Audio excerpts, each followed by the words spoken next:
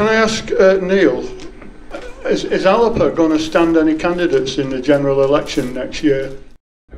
Our Westminster campaign strategy is up for discussion at conference at the end of next week. We've had quite a lot of and lengthy discussion about what our proposals would be, and we've been pretty upfront about we've pushed for a Scotland United campaign.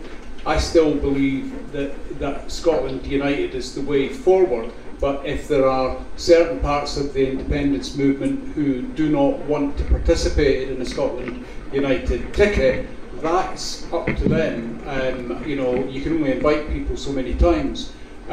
So in terms of whether we'll be fighting elections, I fully expect to stand. So there'll definitely be a contest in Kirkcaldy and Cowdenbeath, or as it's going to be called, Cowdenbeath and Kirkcaldy.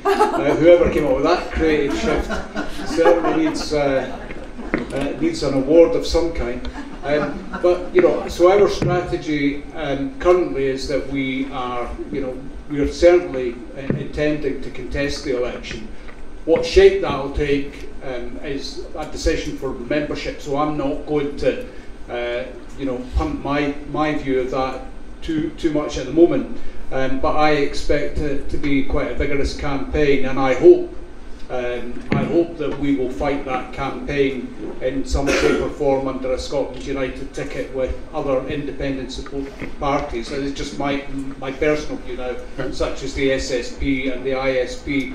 That would be my personal preference. Well, you can leave the SNP out. They're not going to have it. I didn't say that. No, I know, but you can. Well, so they've ruled themselves out. So what I'm saying is, by the sound of it, I hope you do get in again, and I don't know whether Kenny's standing or not, but I hope he did if he does. But to sort of underline what I'm saying, so Angus MacNeil is intended to stand as an independent in the Western Isles, and we're not going to field a candidate in opposition to him. We will not stand against Angus. He is, as far as we're concerned, the Scotland United candidate for the Western Isles. It doesn't sound like we're going to have many MPs on our side, other than the SNP, who is doubtful whether they are on our side or not now.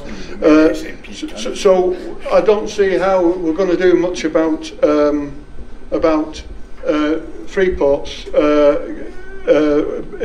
for the near future, anyway.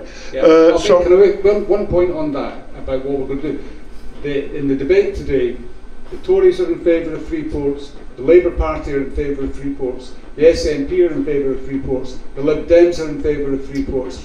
Every party in Westminster, probably with the exception of the Greens, are in favour of Freeports, and they are. No, ISP are not. No.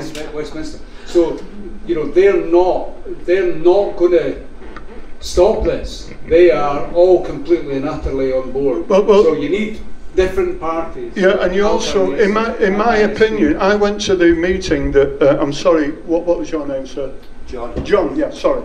I went to the meeting in Larbert that John was at.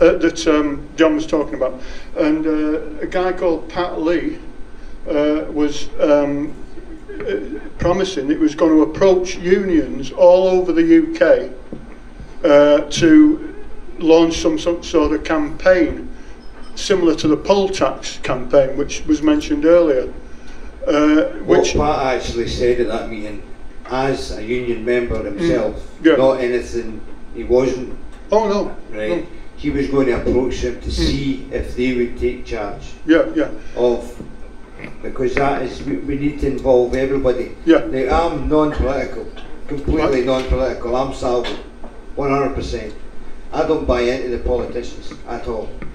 We, as a people, are the only ones that are going to sort Freeports. Quite agree. Because we are not going to. If you take Teesside for example, there was a wee article put up there.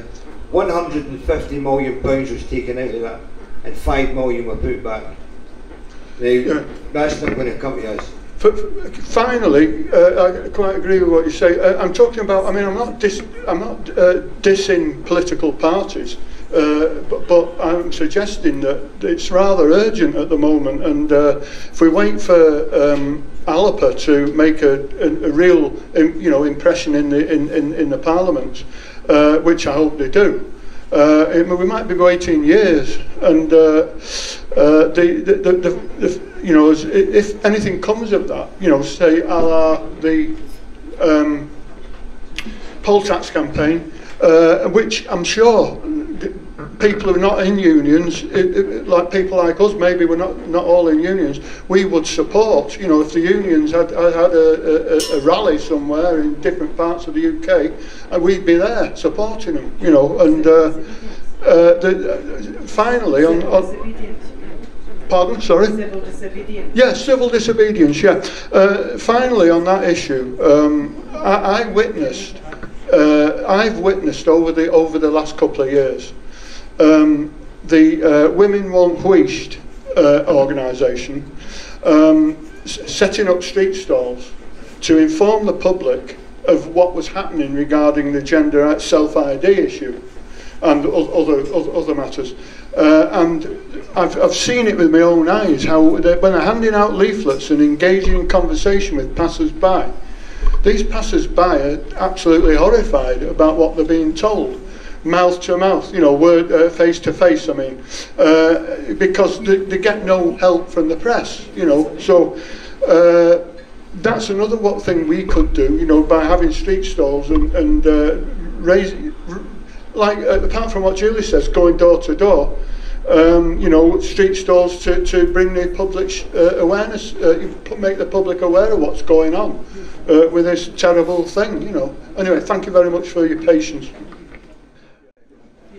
I'm just going to make a couple of points. My name's Andrew Sinclair. I've come down from Perth this evening because I'm very concerned about the whole Freeports shamaz and wanted to learn about them. And obviously we're all here because of that. Now the gentleman to my right said, who's going to stop them? How are we going to fix it?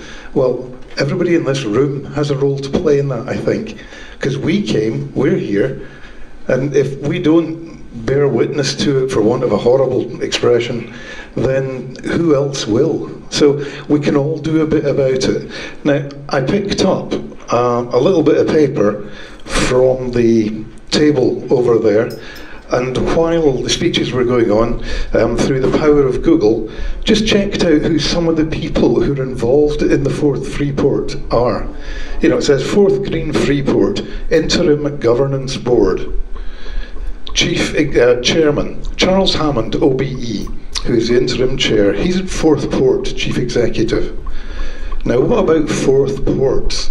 4th Ports own Rosyth, Burnt Island, Kirkcaldy, Methil, Leith, Grangemouth, Dundee and Tilbury Docks down in London. 4th Ports' turnover is £288.3 million. Who else is on this board? Well, there's a gentleman from a company called Scarborough Muir Group. What does Scarborough Muir do? They're property regeneration. They're into Rosyth. They're selling on the vision of Rosyth, a £250 million investment opportunity. That sounds a bit like Teesside to me. Now, there's pardon my swearing, there's a shitload of money being thrown around here. To diverge just slightly, I would recommend that everybody in this room reads a book called The Poor Had No Lawyers by Andy Whiteman, if you've not read it. Andy was possibly one of the best MSPs we had in Holyrood. Now, the poor had no lawyers. We don't have any lawyers. These guys on the board of 4th Greenport are going to be lawyered to the hilt, because one of the items on their agenda for their first meeting was FOI considerations. Why are they discussing freedom of information considerations, do you think? Because they damn well don't want any FOI inquiries going in. Yet we have people from Falkirk Council, from City of Edinburgh Council, from Fife Council, from the UK government, from Scottish government. We have people from, that's about it. Babcock International, no, they're private, so they won't be applied. We have a lot of people on these boards who are public servants. They have to reply to FOIs, do they not, Neil? Can I answer that? Yeah, please, anybody who can, because it's a discussion I'm looking for. And if I've monopolised anything for a bit, I apologise for that. But it just seems that, you know, simple things we could be doing. Somebody said, what can we do? Have we got a Google Maps overlay that shows the area of these things? It's on the wall. Yeah, okay, it's behind me. Is it on Google Maps? Can we link to it? Can we show it to everybody? Because if it's not, that's a very easy thing to do. And if nobody's got the GIS skills, I haven't, but I'm willing to try and learn. Okay. I just want to address... I'd be happy with the Scottish Government website, except that if we are going to use it as a campaigning tool against this, it needs to be on something that people can have on their sat-nav. It needs to be on something where people can put their postcode in and see that the field behind their house is going to be impacted. It needs to be on something where you can overlay a picture of the area that this thing is going to cover, and I include the one up north in Cromarty as well. And you can look at it and show people a picture that zooms in and zooms out and shows every postcode that's going to be affected by it, that you can search and see how many businesses are in each postcode, how many homes are in each postcode. You know, there's a lot of stuff we can do if we've got some willingness and desire to do it. I guess I'm kind of putting my hand up and saying I'm willing and here and able to help.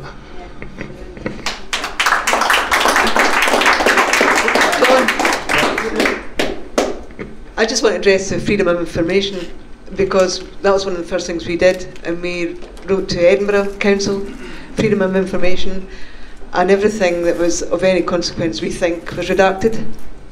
So there was nothing in the document. So that's all I'm going to say about that.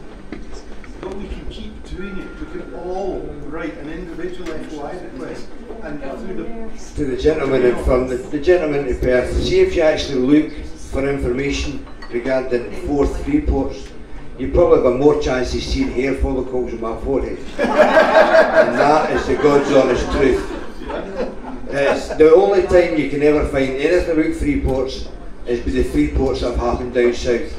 And all the information that's coming from down south, it's just utter corruption. They don't care. They do not care. So it's down to the people, not necessarily the politicians. Down to the people, because you've got gentlemen like Neil that will probably do his utmost to try and help us. But at the end of the day, the power of the people outweighs the power of the politicians. So why don't we create a website? The fundamental problem around FOIs and GDPR and the like, and those types of questions going into the bodies to which you can ask those questions is that because of the commercial sensitivity of an economic development, that's the answer you're going to get. This information is economically sensitive, so they won't disclose because they don't need to disclose, because that's a justification to withhold, to not disclose. Just like under GDPR, so I get GDPR requests from troublesome people, not even constituents, but people who want to try and gum my office up with pointless exercises. Thankfully, I don't do a lot of talking about people who are no interest to me whatsoever. So quite often if they put in a GDPR request, it's just a case of saying I haven't got it, and then they'll go to the Ombudsman, or not the Ombudsman, the ICO, and the ICO will say, are you sure you've not got anything? Well, I'm absolutely sure I've not got anything. And so, but it does gum things up. But that's the kind of response you'll get. And then once the true authority is transferred into the company that operates the port, those rules probably won't apply. They probably won't be an FOIable entity. And if they're not, then you have absolutely no way, which is what we found at Teesside.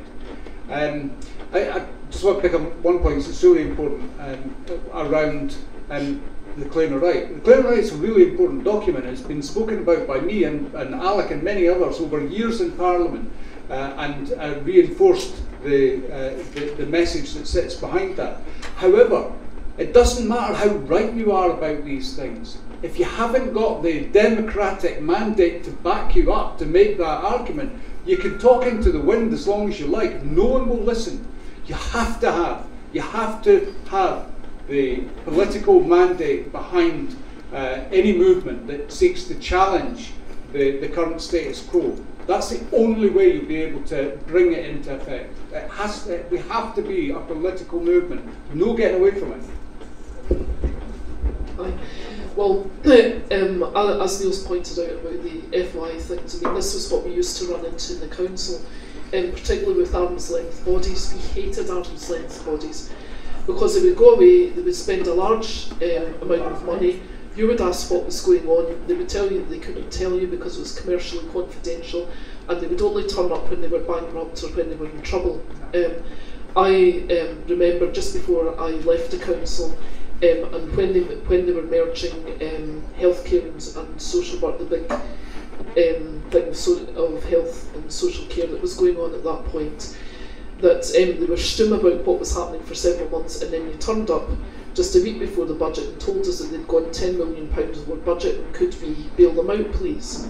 To which I exploded, but sadly others agreed to do it. I would have liked to have left them in the lurch, but anyway, that's the kind of problem.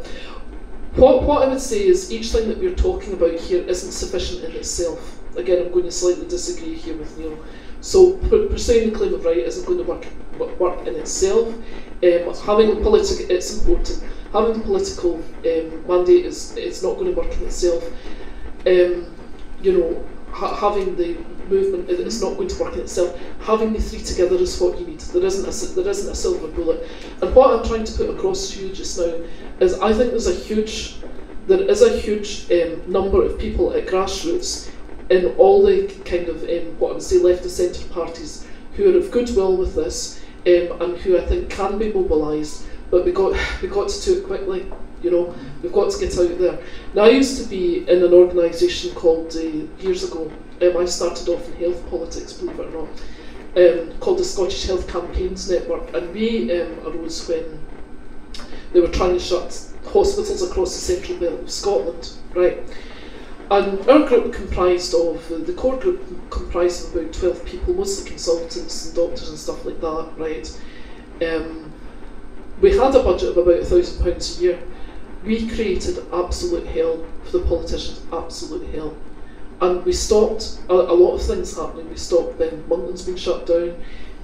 We managed to reverse legislation which would have privatised GP care and stuff like that, and would have led to privatisation by the back door of the NHS.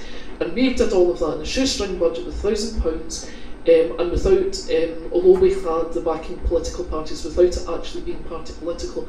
And that was because the vast majority of people agreed with us, and because we were able to mobilise through media, meetings and stuff like that. That's actually what we need to do, guys. Okay, and that's what it is possible for you to do.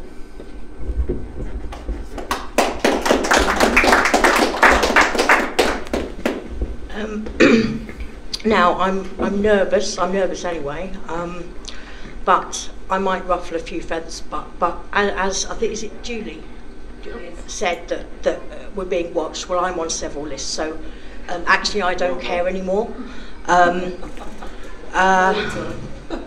Now, as Frank said, this is urgent. This is the end game. This has been going on. The planning for these things, these Freeports, has been going on for decades and decades. You just look at the Trust Ports Act 1973, I believe. Now you're talking about freedom of information requests. When they were set up so they are not subject to freedom of information requests. So the Cromarty Freeport is a trust port. Many in Scotland are. I think Alf Baird mentioned at Inverness that Aberdeen wasn't chosen because it's still a municipal port. It's not a private port. Now, I have done my own investigation, which a couple of people know, pulling in all sorts of threads. I'm autistic, so I see links that other people don't see, and they're terrifying, I can tell you. I've done an in-depth investigation to Cromarty Firth Freeport. I live in Elgin in Murray, which is awful, I can tell you. Everything and everyone has been captured, and of course we're being sliced up, and that's no accident either, because my part of Murray where I am will be taken into part of what will be the Freeport area. Now, I've been keeping an eye on the community councils in the Cromarty Firth Freeport area.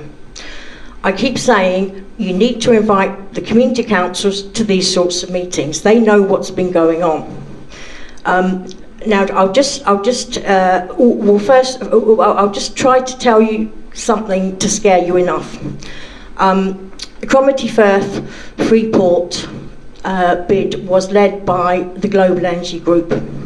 They own absolutely everything around the whole of that area, Nig, Cromarty, just everywhere. They're the Clan McGregor, basically. Their registered address for all of their subsidiaries is 13 Henderson Road, Inverness. I took a screen capture and I made a bit of a joke. Where have they put their millions? Are they in one of these 3 sheds, or have they stuffed them into this blue shipping container? That's the registered address for millions and millions and millions. Now, there's a farmer at Nig. A couple of years ago, he wrote to the Cromarty and District Community Council to get support from them. He wanted to turn some of his land back into a golf course for the benefit of the community. And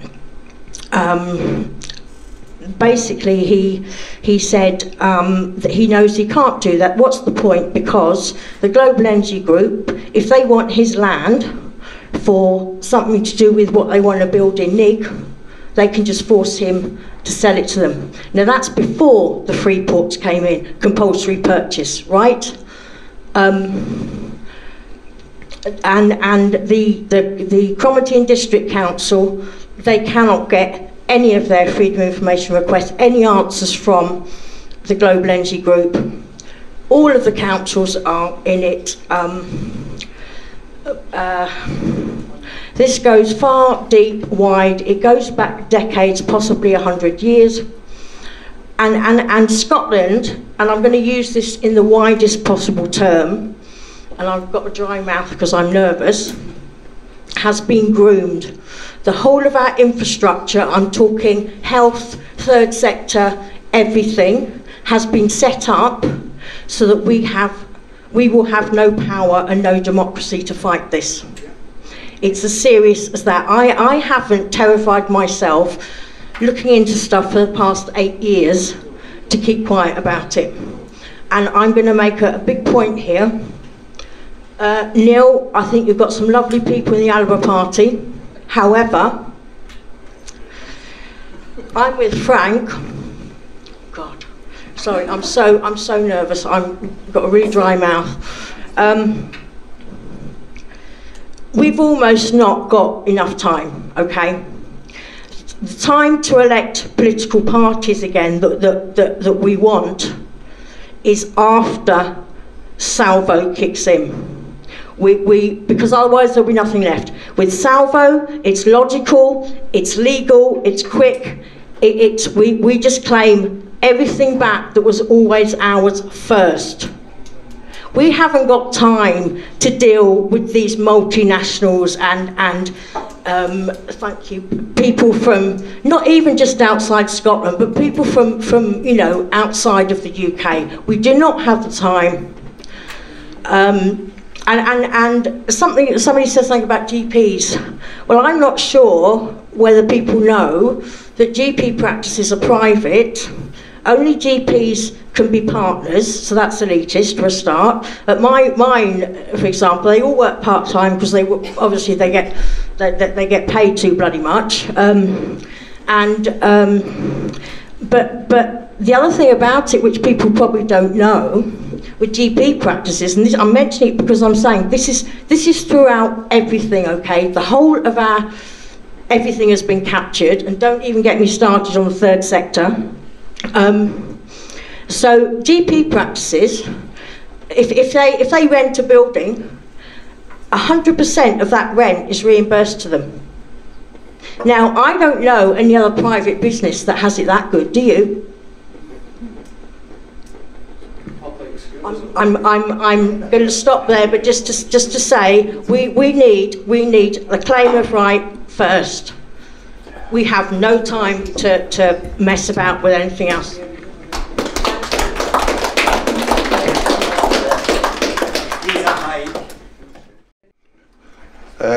Just going off to what Neil was saying there, we've actually been talking about this in Salvo, you're probably going to hear about it quite shortly, but we've got a lot of MSPs, we've got a lot of MPs, very few of them are doing anything. Apologies, I know you are, but basically we're all constituents and they have surgeries, usually on a Friday, sometimes on a Saturday, depending where they are.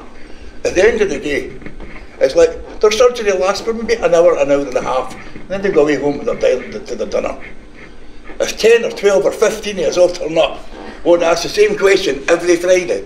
Like, keep them there at 9:30 at night, so they can't get home. And if they don't answer the questions, come back the next week, ask the same bloody questions. Easy. That would piss them off. That would what you call direct action. That's what you call direct democracy. It's my turn as well. Yeah.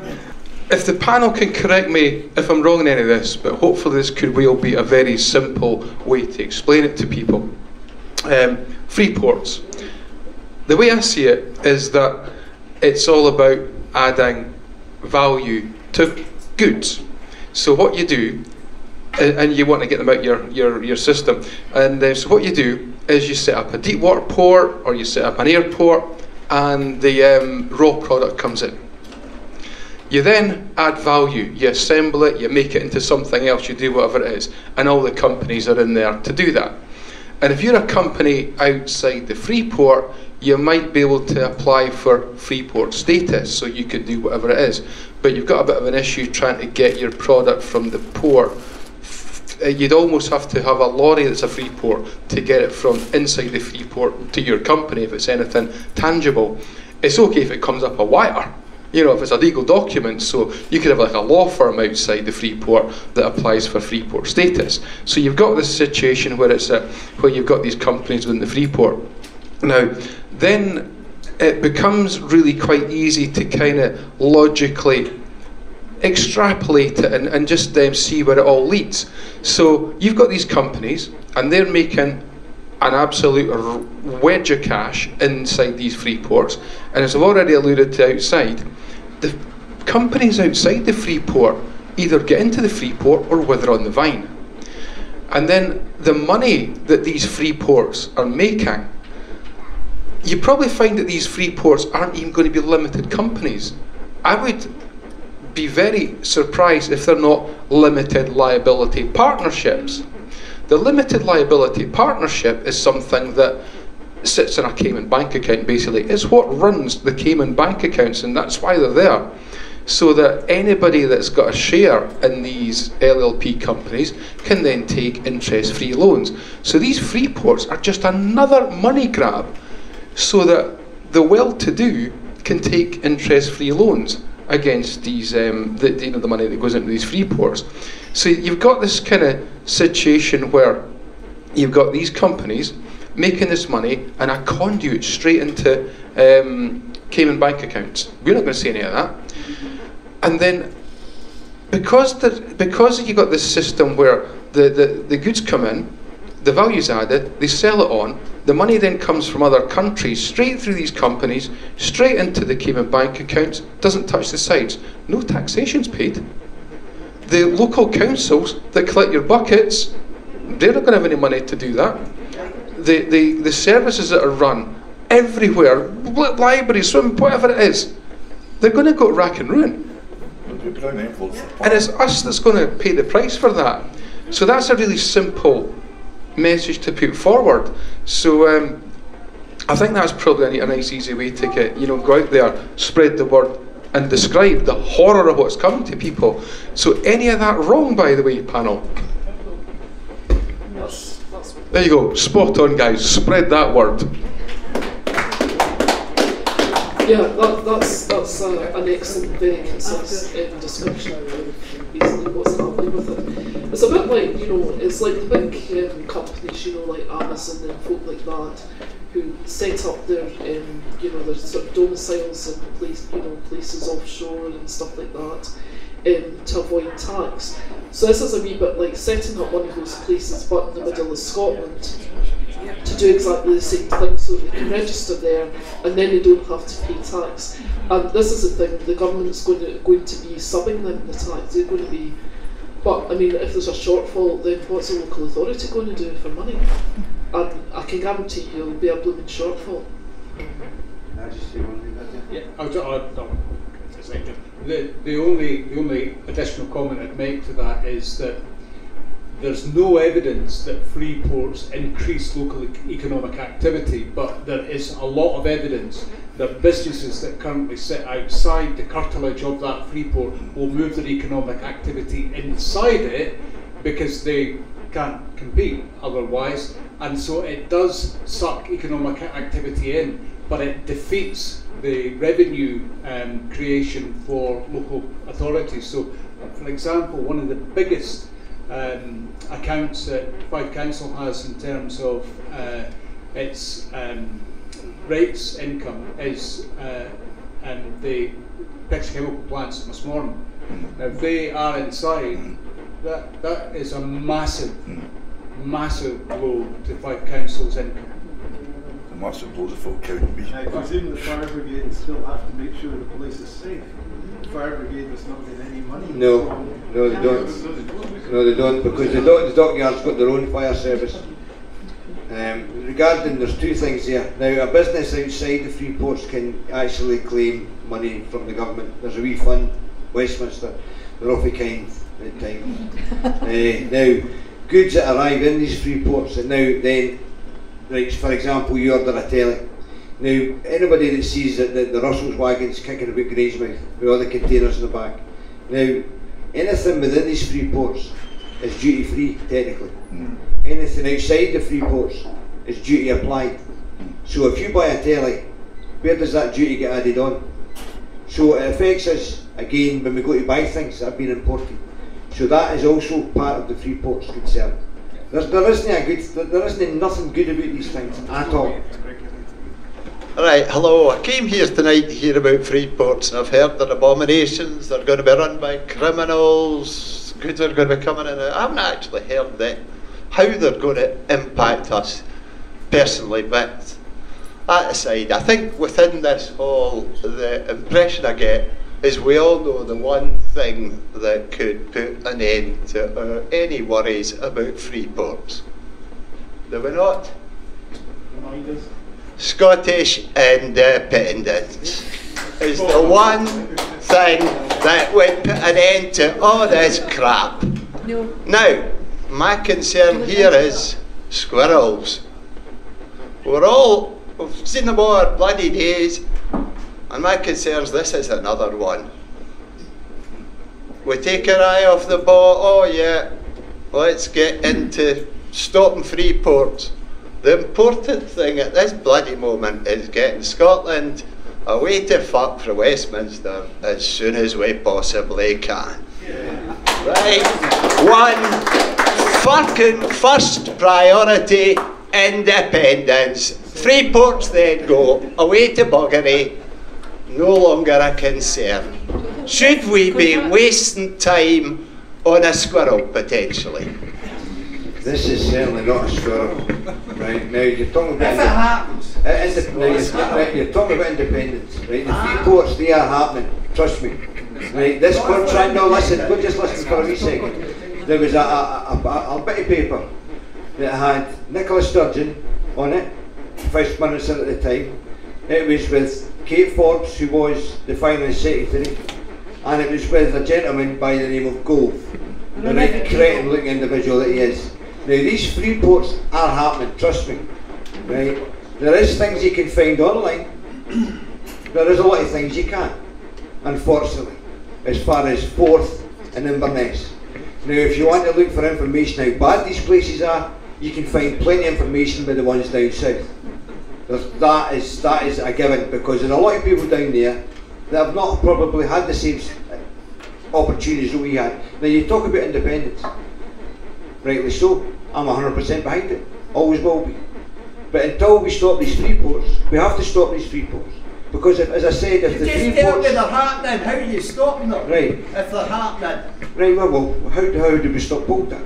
There is ways to do things. We had poll tax. Right, now what I'm going to say... You remember that? We had right. a year of poll tax in Scotland. Right, and you're going to just listen for 2 seconds. Well, some extent. You're going to listen for 2 seconds, right? Now, that's all I'm asking, 2 seconds. Right. 2 seconds of your time. Freeports happen today, and the glorious event will become independent next week happens. Now, we also what happened with Brexit, when you had MPs trotting backwards and forwards, arguing over bits and pieces. Now, what these things do bring to Scotland is hard borders within Scotland. And what we find then is we have to fight hammer and tong to get our own land back. That's what these Freeports do. So I'm 100% behind you with the independence side of things. But we have to start Freeports. We have to You do just it. tell me you can't stop them, they're happening. He did, he said Freeports are happening. The Freeports are in motion. So, what would stop them in their tracks? Independence. Correct? A moratorium or something similar. Otherwise, Right. otherwise what's going to stop them? See public meetings. See when you're talking to your pals. The more people understand about Freeports, the better. Because the information regarding the fourth one, especially, is very far and few in between. If you want to find information, what I found personally for me that made me as passionate as I am towards trying to stop the things, is what you read about down south. Now, we're not just up against companies, we're up against politicians here. Because they're all wanting to line their pockets. And that's where you've got anybody that's linked. Well, obviously President Company said, you don't have to say that, right? He's one of the good guys. But when you've got Tories that are willing to throw millions of pounds into the fourth, you better be damn sure that they're wanting multi-millions, trillions back in return. And that is what's going to do. The money that comes out of these places is astronomical. And there'll be no benefit whatsoever to Fife, to Edinburgh, to Falkirk and Gravesend. None. But you're going to gas them up through your bracket. Can I just say something that's not been said yet? These contracts for these Freeports are 25 years, and the contracts will be tight. We'll not be able to sue them. We'll not be able to dissolve them for 25 years. So we have to stop them before they get that far. My understanding is these contracts are with the Westminster government. Well, my pockets are fully unlined, certainly with cash in it. No, but in terms of in terms of well, if they're going to happen, we should just give up. Well, you can't take that attitude, because you've got to have something that you stand for or stand against in politics more generally. So we need to have galvanising messages and galvanising issues that we get behind. All I would say is what a Freeport is. So if you think back to when Margaret Thatcher became Prime Minister and she started selling off all the nationalised industries and selling people what they already owned, which was effectively a form of robbery, because all she was doing was handing over vast industries into the hands of a select few people who then have gone on to make many millions of pounds on the back of it, a bit like the oligarchs in Russia when the Soviet Union collapsed. But this was done deliberately. This is an extension of that, but this is privatisation on stilts. This is privatisation of whole swathes of land, not companies. This is a different position. Now, the entities that will sign up to these contracts, as Izzy was saying, that will be the UK government, and if it's the Scottish government, it's the Scottish government as an entity of the UK state, not a representative body of the people of Scotland, which is a completely different animal. You know, so the independent government of an independent Scotland will renegotiate the terms and conditions of anything that operates within its boundary, and hopefully we will nationalise certain industries, certainly would if I had my way. So it's not a defeatist argument to say this is coming, it's just the reality that every single major political party that is active, whether they're an English party or a Scottish party, supports the introduction of Freeports in the Cromarty Fourth and the Fourth Estuary, That is the problem. So they are coming.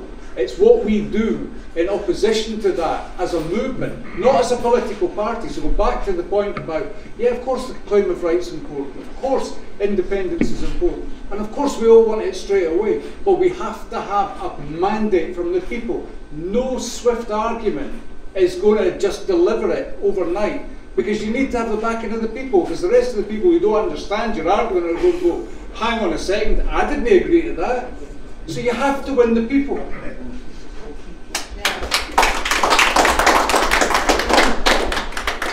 How to frighten a politician. Turn up at their surgery. Okay? Nobody in here trusts politicians, and you're quite correct. Right? Don't trust me either. Don't trust me. Don't trust us. Right? But how do politicians operate? If nobody makes a fuss, they don't care. If one person turns up in their surgery, they start to listen. If 5 people turn up in their surgery on the same issue, that's when they really start to get worried. And if nothing else convinces them, that will convince them to start doing something about it. Okay, this is what I'm saying to you, and Frank Gore here was making the same kind of point about women going peace, that when something was getting suppressed, without getting into that issue particularly, that when something was media suppressed, when it was trying to be introduced under the table, basically what Women Don't Preach did was they turned the tables, they went out, they shouted loud, they went to social media, they went round doors, and it worked. It does work. It's, you know, it does seem like a fairly simple thing. But think of it this way, if I told you to do a difficult thing, would you do it? You probably would. So why not do the simple thing that I'm telling you to do? Just go and bite their ear. Okay, or maybe other places as well. But that is the most direct thing you can do right now. And please tell your pals. Do that as well, because as I'm saying, there's a whole groundswell of folk who never gave any consensus, who never would give any consent.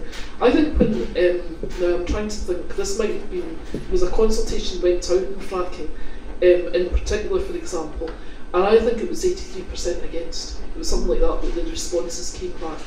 That's what you're looking at. Just speak to people, okay?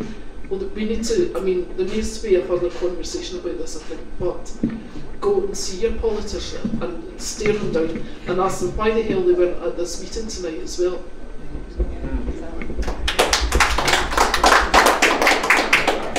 Could I ask John, quick question, John, it's me again.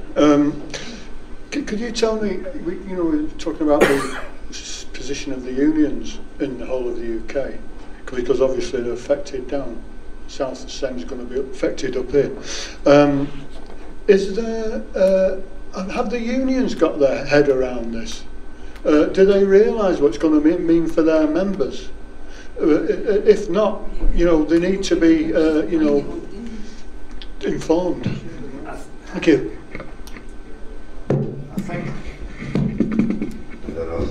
I think that the meeting at Lambert, that Partly spoke, Partly's a good friend of mine, we're both Salvo Lanarkshire.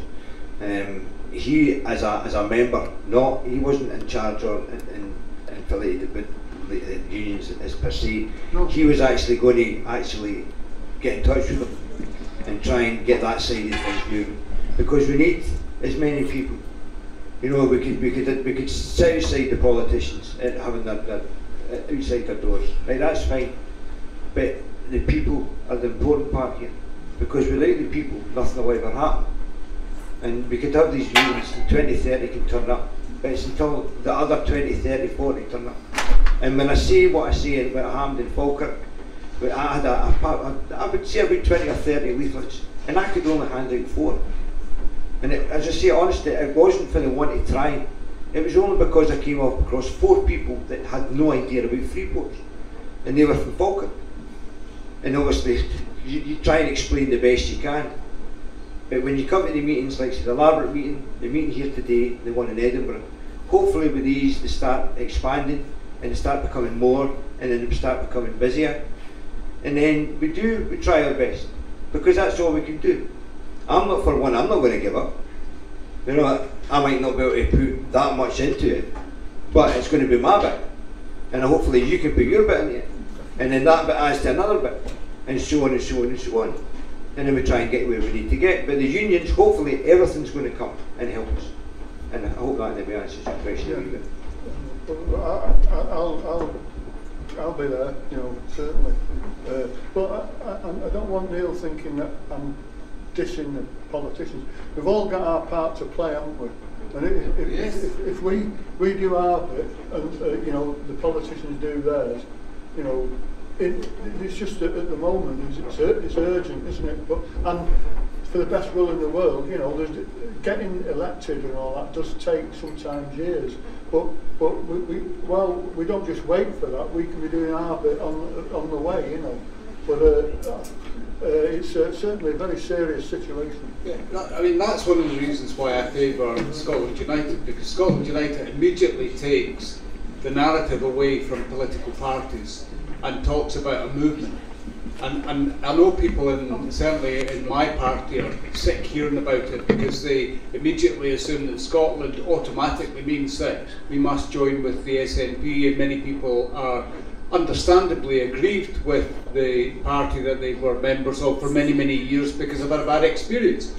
But it doesn't. I mean, it talks to an idea where the movement gets front and centre and takes control of an issue that we feel a shared passion for.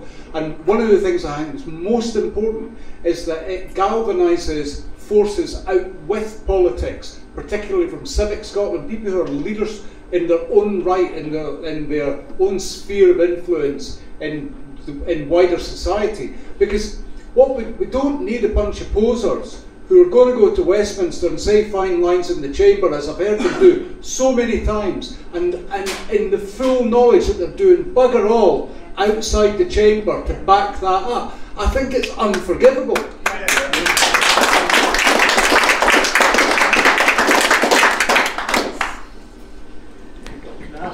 Yes, you can. We've heard that the arrangements around Freeports is financially disadvantageous to local authorities who seem to be backing the idea of Freeports. What's in it for them that they've been, if you like, bought? They're buying into the idea of Freeports. The political parties and the local authorities, you've said, are all in favour of them.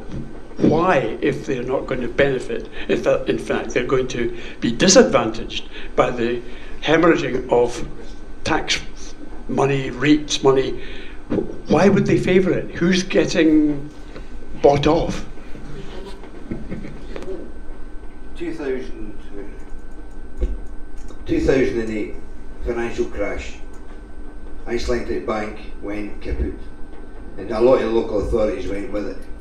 Now, I think it's personally my opinion, public money should never be allowed to be invested in anything apart from the people, as in Fife, GPs, schools. You look around about you, how easy is it to get a doctor's appointment, because there's no GPs. Now, swinging back to Teesside, and I'm sorry that I know I keep going back there, but that's the only bit that I really can find a lot of information. Now, there was an article put up that somebody actually got a snippet of the accounts. £150 million was taken out by the people that had their interests in there. 5 million were put back. Now, all the councils and all the rest of them that are in all these companies, they will get something from that. But who is rubbing whose back? We don't know. I don't know. You'll never find that out. As we found out with the freedom of information. Because anything that's in that Freeport is technically a law on its own. And out with the laws that we all live by, basically. Yeah, I get that, but the councils have to balance their books. They get money from central government, they get money, a certain proportion of it from council tax, a certain amount from business rates, and they have to spend it to provide the services that they provide. If that money is reduced by having a Freeport on your doorstep, how do they, why do they favour it? Why do they approve it? Well, because I mean, it's like any when you sit down with a salesperson who's trying to sell you a policy, they tell you all of the good bits, and they tend not to concentrate on some of the risks or the small print in that. The way that Freeports are a UK government policy. It's now backed by the Scottish Government, and when it gets down to local government level, they have to find a way to work with it. So they'll be asking questions about, you know, how do we access funds to make up for what we're losing. Brexit's a great example of that. So levelling up and various other funds that were supposed to replace EU funding. Well, the reality is the money is not there. So what happens is that services and projects get cut because their money isn't there. But they've got to respond to the new economic environment that the UK government and the national government in Scotland have put in place. They haven't got an opt-out. So the officers have to make the best fist of it, and they will have their conversations at COSLA and various other places about what they're worried about. But the way that it's expressed, so the way that they sell it is, bottom line, it is the gross value added. So GVA is the number that they'll use, and that is a measure that says this is the additional economic activity that will come into your council area based on the establishment of a free port. And at the moment, the GVA estimate for the Fife part, or I think it's actually the whole Forth Estuary actually, so it's not just Fife, is £4 billion. Now, if you think for a minute that these corporations are throwing money at a free port for the benefit of the people of Fife, I've got a bag of magic beans to sell you. You know, I mean, this is the establishment of a tax haven. It is the establishment of a secret jurisdiction. It is the establishment of a free-for-all for corporate interests and entities. And of course they're going to throw money at it because they will cream so much profit back from this. It's a bit like oh, isn't it great, we sold Scotland for 700 million. Sounds like loads of money to people who are scraping by in a cost of living crisis. But the reality is that it's pennies. It's not even a reasonable fraction of the value. So it's how it's sold, and council officers are really busy, and they have to implement it. They haven't really got a choice to do. Sadly. Sadly, no. Yeah, if I can come back on this now, I'm saying this for the third or fourth time. What you need to understand about your councillors, apart from maybe thinking that they're acting out of malice or someone's giving them a brown envelope or stuff, which is probably all popped into everyone's head, is that they might simply not understand what's happening. Okay, when you're a councillor, you have to deal with an awful lot of things, stuff that gets thrown at you, and sometimes sometimes officers aren't too keen for you to find out. Okay, let me give you a quick example. When I was at North Lanarkshire Council, so I used to be on the finance committee, and one week or 1 quarter our papers were late, which was always a bad sign. We were meant to get them before we got into the meeting, but the papers were sent out late, and it ended up that a lot of us didn't actually get the finance paper about 2 hours before the meeting, right? So we smelt a rat with it, and we were flicking through it, trying to find out what the hell was going on, right? And I actually came across it, which was that they were changing the treasury rules of the council to allow the council to buy junk bonds. This was something that was basically kind of outlawed in most councils after the Western Isles crash in 1993 when BCCI, the bank, crashed. So this is a major thing. Now, fortunately, we spotted that. We spotted it an hour before a meeting. We managed to run in and tried to gather up opposition to it. We didn't quite make it. I mean, we still voted against it, those of us that understood it and so on. But that is a situation that a lot of local politicians find themselves in, and very often they're the last to know. And apart from anything else, this is why I'm saying to you, it's so important for you to go and see your councillors and say to them, listen, do you understand what's going on here? Do you understand what powers this is going to take off you? Do you understand what this is going to do to local businesses? Speak to your local businessmen as well, because they probably won't know about this either. When you go into your local shop, Satan, do you know what this Freeport's going to mean for you? Do you realise this is mean that he's going to get his tax paid for him and you're not? Do you realise that this is that you're going to have to sell goods with duty on them and he's not? And that you're going to have to move in there or die? You need to get the word right to these people because they're not educated on it. And this is why it's so important that when you leave this meeting tonight, you speak to all these people, okay? Because you can reach them, you know where they are. We don't, and not everyone's on Twitter and social media. And even if they are, it's hard to put across what actually is happening with this and how momentous it is. So please, go and bite their ear. Could I answer what you just said there, by the way? In Glasgow, which is now part of the Freeport, but like basically, they have actually sold public good land or assets to half the value of the Scottish budget in a year on the American Stock Exchange. It's a common good. Common good assets have been basically stolen and sold by Glasgow Council. And who else is not going to do that? Because at the end of the day, Glasgow got away with it. And as I say, that's yours, that's mine, that's our stuff. I mean, I think the People's Palace is the next thing that's going in Glasgow. It's like the People's Palace. It should tell you exactly what it is. It's gone, and that's going to happen everywhere. And just another thing while we're on it, the councils. Who's going to pay for the infrastructure in all these new walled cities or whatever it is that they're putting up? I mean, when they put their big fence in Burnt Island, who's going to build the new roads in there? It's bad enough trying to get into Burnt Island now. It's like Rosyth, they might get away with it. If you look at all the nonsense that there was just up the road for a year, when Amazon came up and they built a new run off the motorway. End up the council ended up having to pay for it all yet. Amazon didn't pay for it. And it's going to be the same here again. We're going to get lumbered with the debt. Your council tax won't get frozen that year.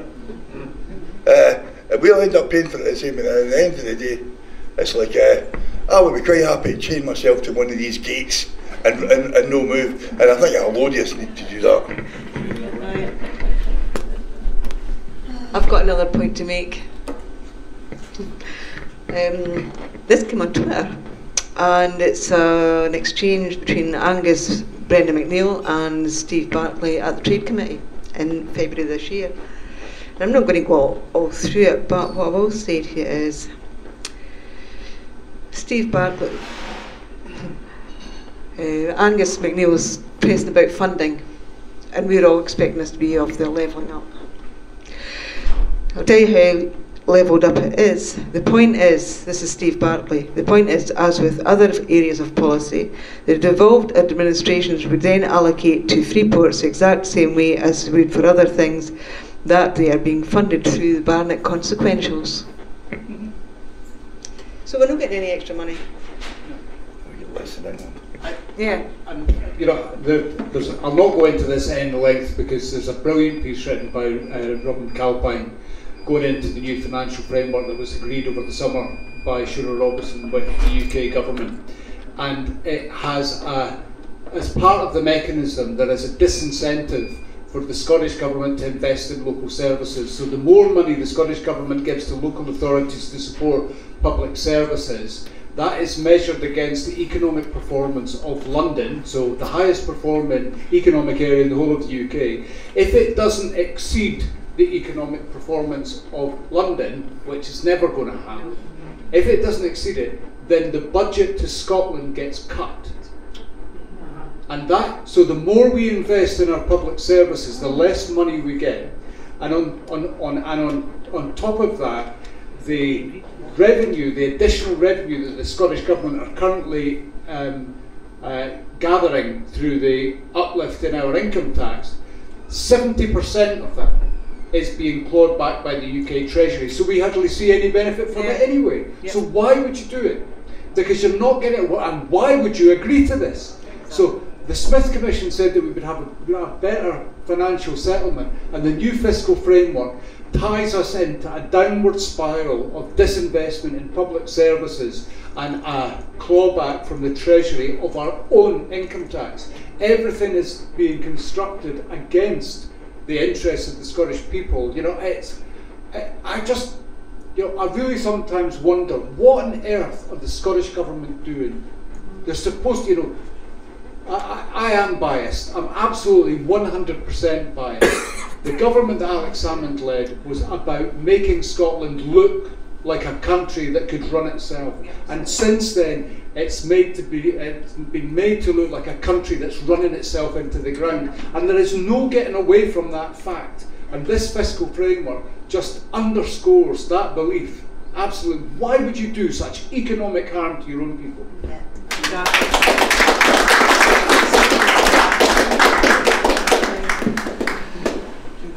I think that's it for the night. It's after 9. Can I say thank you very much to Julie, to John and to Neil for coming along tonight and answering these questions. And thank you very much to everybody that came tonight. You've been brilliant. Thank you very much.